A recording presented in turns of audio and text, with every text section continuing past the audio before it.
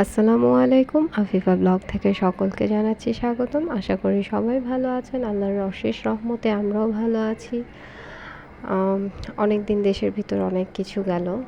যাক কিছুটা হলেও স্বস্তির নিঃশ্বাস ফেলা যায় বর্তমানে। আজকে আপনাদেরকে শেয়ার করতে চলে আসলাম একটা কথা। সেটা হচ্ছে আগে তো আমার বাসায় অনেকেই পাখির ব্লগ দেখেছেন বা শর্ট ভিডিও দেখেছেন।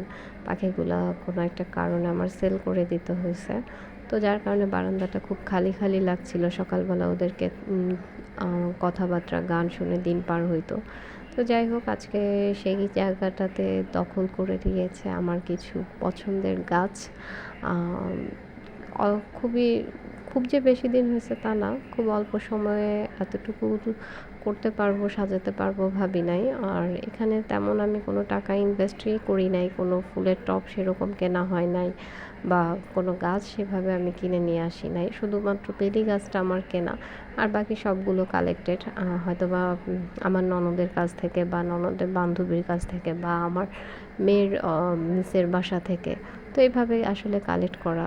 আর বোম্বাই মরিচ গাছ দুটো আমার মায়ের কাছ থেকে নেওয়া। এই তো বেশিরভাগ কালেক্টেড এখানে আমার ননদিনের কাছ থেকেই। আর বাকিগুলো হচ্ছে ওর বান্ধবী আর মিসের কাছ থেকে কালেক্টেড। তো এইভাবে আমার বারান্দার বাগানটা সাজিয়েছি। আর কি বলবো, কিছু না কিছু করে তো সময় পার করতে হবে বলেন। ব্যস্ত থাকতে হবে, না হলে তো একাকিত্ব ফিল হয়। আর একাকিত্ব ফিল জিনিসটা আসলে খুবই খারাপ।